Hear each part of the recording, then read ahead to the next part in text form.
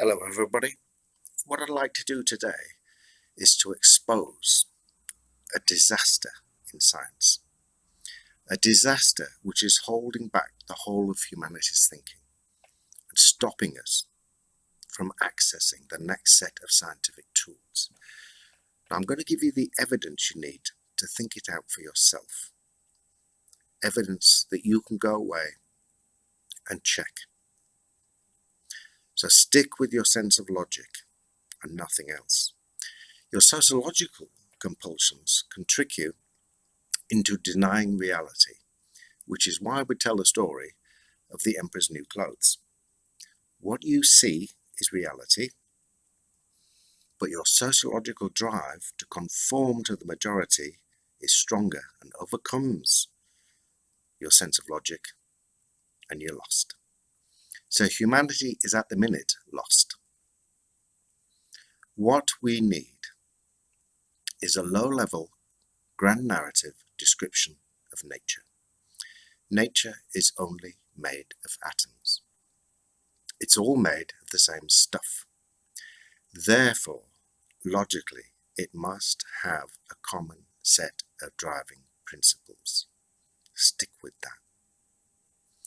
When you go to any university, nature is taught in separate departments, which would seem to have nothing to do with each other. Everything that happens in biology cannot be explained by what happens in physics, but it's the same physical matter.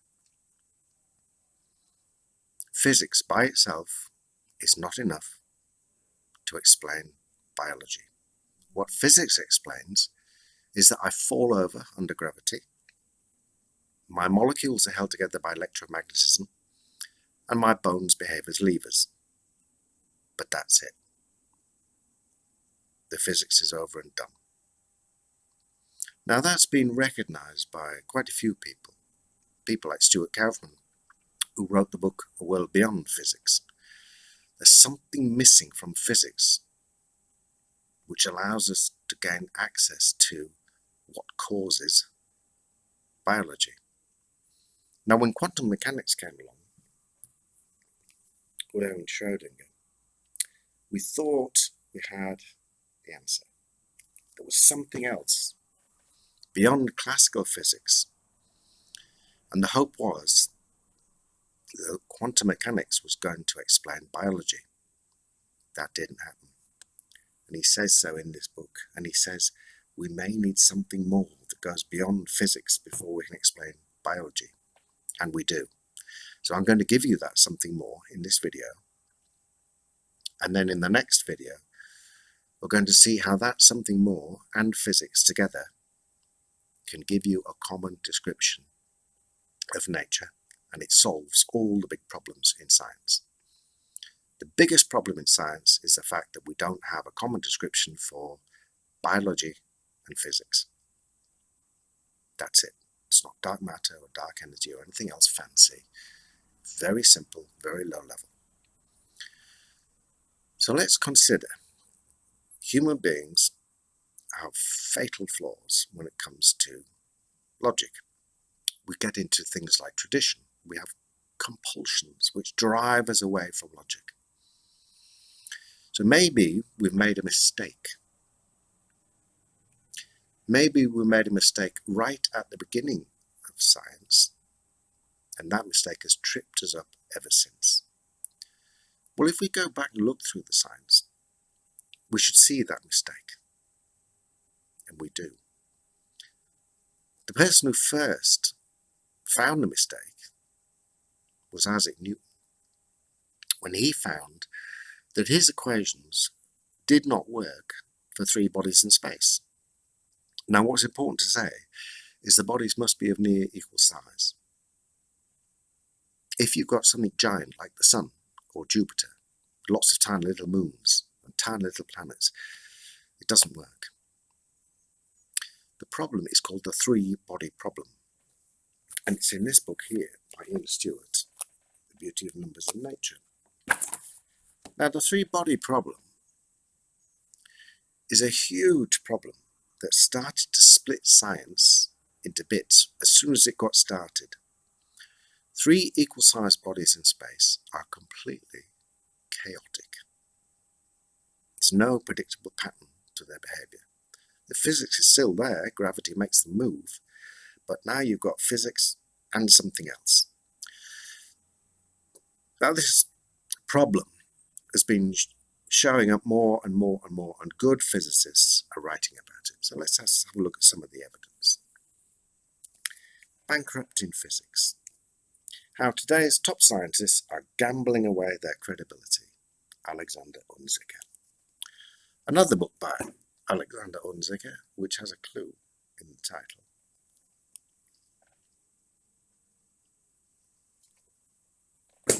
Lee Smolin. Trouble with Physics. Lee Smolin has been saying for at least a decade, we've got all the pieces to the puzzle, but we're all too close to see it. That's a very, very important statement. The end of physics. How the laws of physics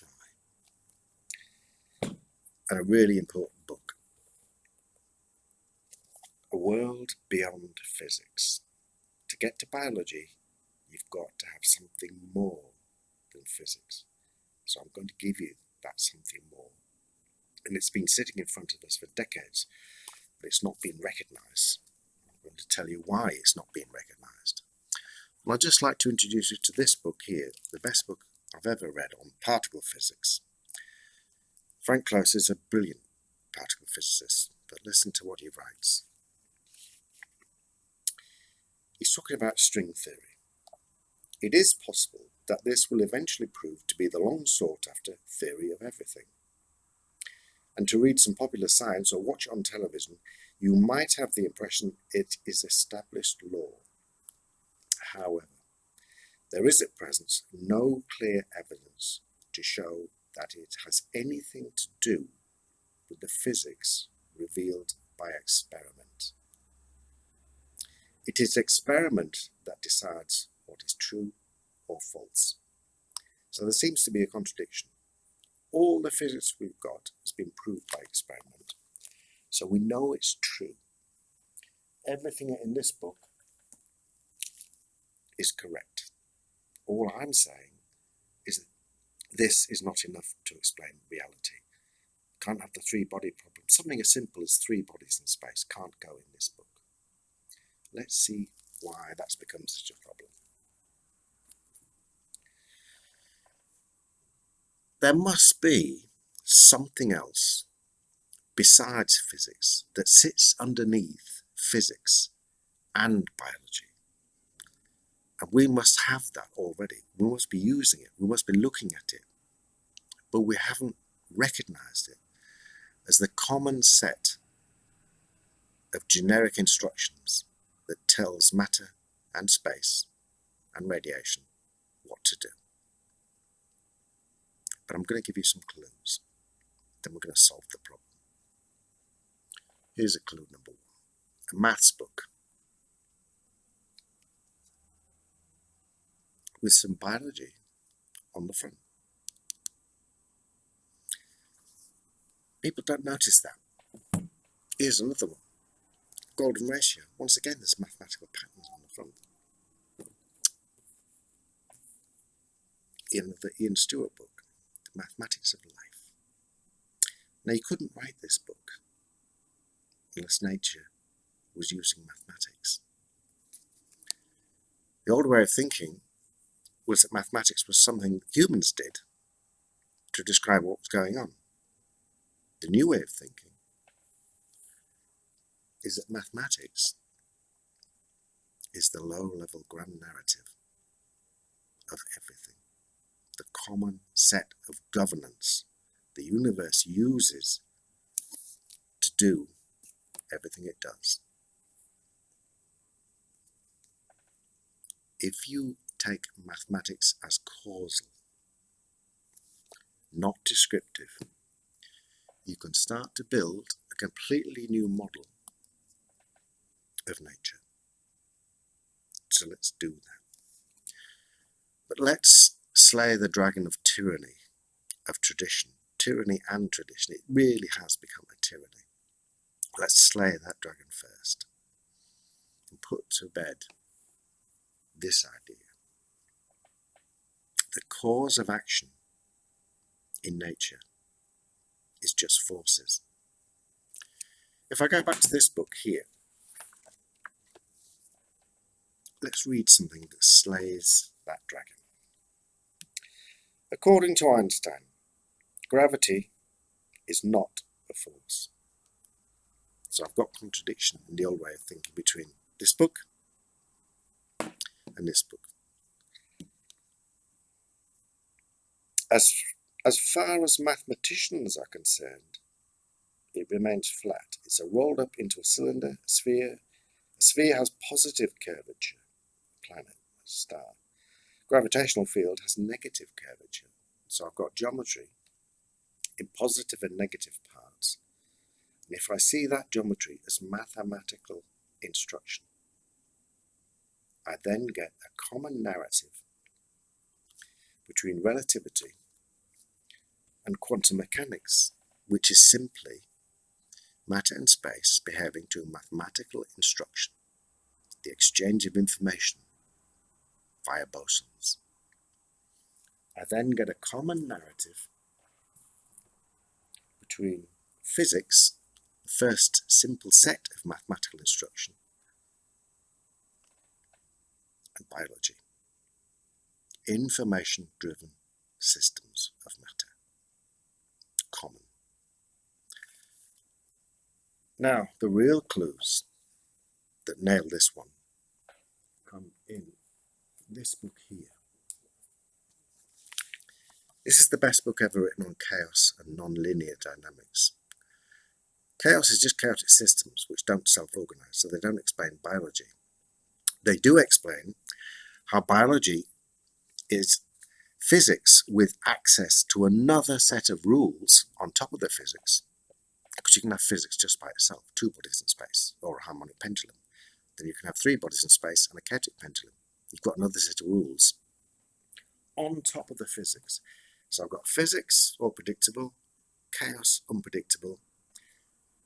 Together, they give you an explanation of the predictable and unpredictable parts of nature.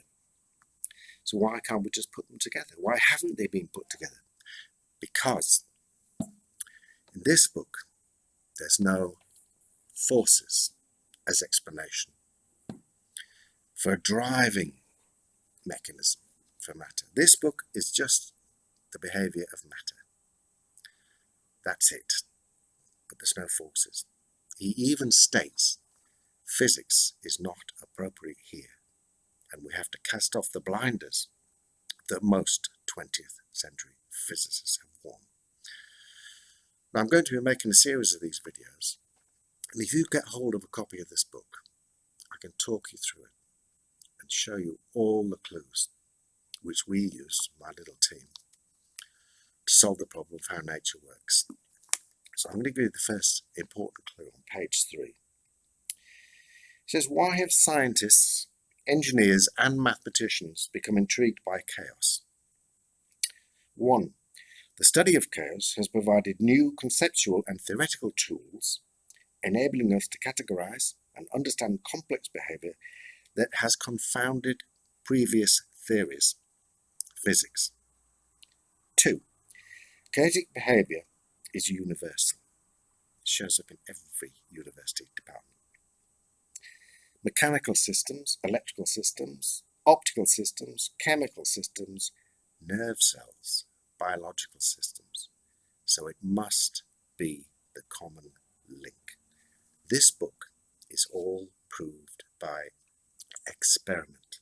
So it's hard bedrock science. Now if I take this as systems of matter being driven by mathematical instruction and physics as the same, you can put them together. That's the big deal. To get at biology, you need another set of mathematical rules on top of quantum mechanics, classical mechanics, and chaotic behavior, chaotic mechanics. You need the conservation of information. That's easy in the case of DNA, but it's not so easy in the case of the solar system, say. But the solar system does conserve information.